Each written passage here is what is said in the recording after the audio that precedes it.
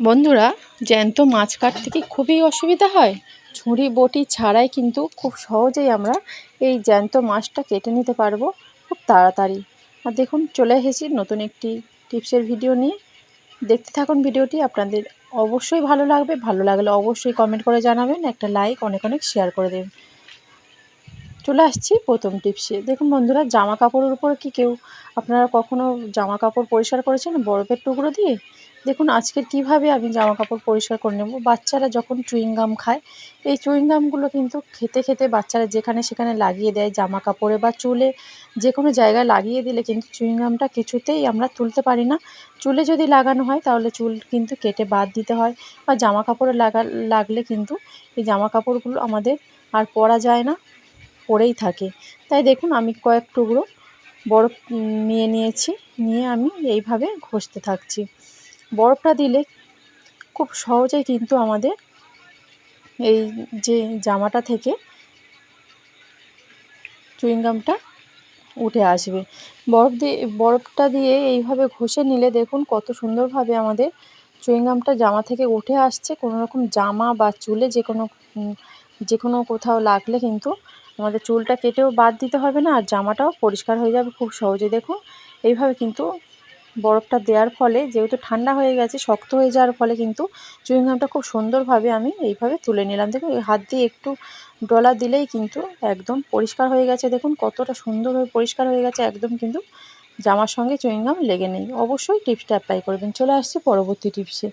আর দেখুন বন্ধুরা, আমরা যখনই কড়াইতে রান্না করি, যে কোনো কচুরি বা লুচি আমরা ভাজার পরে কি হয়, চারিদিকে কিন্তু কড়ার যে ভাজার পরে কচুরি বা লুচি তোলার পরে যে তেলটা নিচে গিয়ে পুড়ে কিন্তু আমাদের কড়াটা একদম কালো হয়ে যায়। আমরা খুব সহজেই কিন্তু এটা তুলতে পারি না, এই কালো দাগটা। দেখুন, তাই আমি অল্প লবণ নিয়েছি আর নিয়ে নিয়েছি অল্প করে জল দিয়ে। এইভাবে কিন্তু আমি ভালো করে কড়ার যে তলাটা ভালো করে লাগিয়ে দিলাম। দেওয়ার পর আমি আপনাদের রান্না করে দেখাচ্ছি যে এই কড়াইটা রান্না করার পরেও কোনো রকম কিন্তু আমাদের তেল পড়ে, নিচের দিকে তেল পড়ে কিন্তু আমাদের একদমই পুড়ে যাবে না। দেখুন আমি কয়েকটা মাছ আমি ভেজে নিচ্ছি, ভেজে আমি আপনাদের দেখাবো ভাজার পরে কতটা কড়াটা সুন্দর হয়ে আছে। দেখুন মাছটা আমি তেলের মধ্যে দিয়ে দিয়েছি, আর মাছটা ভাজার পরে আমি তরকারি করে আপনাদের সামনে দেখাবো। একদমই কিন্তু পরিষ্কার হয়ে আছে কড়াইটা। শেষ পর্যন্ত আমি দেখাতে থাকবো, আপনারা দেখতে থাকুন কড়াইটা কত সুন্দর হয়ে আছে। এইভাবে যদি অল্প করে লবণ আর তেল মিশিয়ে আমরা রান্না করতে বসাই, কড়াইটা কত সুন্দর দেখুন, একদম কিন্তু নিচের দিকে কোনো রকম তেল পড়েনি। তেল পড়লেও কিন্তু নুনটা দেওয়ার কারণে কোনো রকম এটাকে পোড়ার দাগ হয়ে যাবে না, একদম পরিষ্কার হয়ে আছে। দেখুন এইভাবে বাড়িতে আপনারা যখনই রান্না করবেন অল্প করে লবণ আর অল্প করে জল মিশিয়ে কড়ার পিছনে দিয়ে আপনারা রান্না করবেন, দেখবেন কোনো রকম কালো দাগ হবে না, পোড়াও দাগ হবে না, সুন্দর থাকবে কড়াইয়ের পিছনটা। চলে আসছি পরবর্তী টিপসে। আমরা যখনই গ্যাসের মধ্যে ভাতটা বসিয়ে অন্য কোনো কাজে হয়তো গিয়েছি, ভাতের মধ্যে জলটা কম দেওয়ার ফলে কিন্তু ভাতটা কী হয়, অনেক সময় ভাতের তলাটা ধরে যায়, পুড়ে যায়। আমরা কি করি, সেই ভাতটা কিন্তু খেতে পারি না, ভাতটা আমাদের ফেলে দিতে হয়। অথচ চালের দাম কিন্তু প্রচুর, তাই ফেলে দিতেও আমাদের অনেকটাই কষ্ট লাগে। তাই দেখুন বন্ধুরা, দুটো তেজপাতা আমি নিয়ে নিয়েছি। যখনই দেখবেন আপনাদের ভাত পুড়ে গেছে অল্প, তো তখনই তেজপাতা দিয়ে এরকম 10 মিনিট দেওয়ার পরে 10 মিনিট আমি ঢাকা দিয়ে রেখে দিয়েছিলাম। 10 মিনিট পরে দেখুন বন্ধুরা, ঢাকাটা খুলে নিয়েছি। নেওয়ার পরে তেজপাতা দুটো আমি বার করে নেব। তেজপাতাটা দেওয়ার ফলে কিন্তু কোনো রকম ভাতের পোড়া গন্ধটা থাকবে না। আমরা কিন্তু ভাতটা খুব সহজেই খেয়ে নিতে পারবো, নষ্ট করতে হবে না ভাতটা। অবশ্যই টিপসটা অ্যাপ্লাই করবেন। চলে আসছে পরবর্তী টিপসে। আমরা বাড়িতে চা বা কফি করি, কোনো সময় হয়তো কফিতে চিনি বেশি হয়ে গেছে, কফিতে বা চায়েতে চিনি বেশি হয়ে গেলে কিন্তু একদমই খাওয়া যায় না, ভালো লাগে না। তাই দেখুন বন্ধুরা, আমি একটা ছুরি নিয়ে নিয়েছি। মিষ্টি ভাবটা কিন্তু কমাতে আমি একটা ছুরি নিয়েছি, নিয়ে আমি গ্যাসের ফ্লেমটা অন করে দিয়ে একটু গরম করে নিচ্ছি। অবশ্যই কিন্তু ভালো ছুরি একটু নেবেন, জং লাগা ছুরি নেবেন না। নিয়ে এইভাবে যদি আমরা কয়েক সেকেন্ড এরকম রেখে দিই, চা বা কফির মধ্যে দেখুন, চা বা কফির মধ্যে যেটা চিনি বেশি হয়ে গিয়েছিল, সেই চিনি বেশি ভাবটা কিন্তু থাকবে না, অনেকটাই খেতে কিন্তু আমাদের ভালো লাগে। অবশ্যই টিপসটা আপনারা বাড়িতে অ্যাপ্লাই করবেন। চলে আসছি পরবর্তী টিপসে। আপনারা কখনো মিক্সচার জারের মধ্যে বরফের টুকরো দিয়ে দেখেছেন? না দেখে থাকলে অবশ্যই কিন্তু আপনারা ভিডিওটা পুরো দেখুন। আর দেখুন বন্ধুরা, মিক্সচার জারের যে ব্লেডটা থাকে না, কিছুদিন পর পর আমাদের পাল্টাতে হয়। এটা কিন্তু আমরা কি করি, ব্লেডের যে ধারটা থাকে সেই ধারটা কিন্তু অনেক সময় দেখা যায় ধারটা চলে যায়, কোনো কিছু আমরা ব্লেন্ড করতে গেলে কিন্তু সেটা একদমই হয় না, অনেকটা সময় লাগে, একদমই করাই যায় না। তাই দেখুন কয়েক টুকরো 5-6 টুকরো আমি বরফ নিয়ে নিয়েছি। বরফটা নিয়ে আমি কি করব, এটাকে ঢাকা দিয়ে আমি এটাকে 5 থেকে 10 সেকেন্ডের মতো এটা আমি চালিয়ে নেব।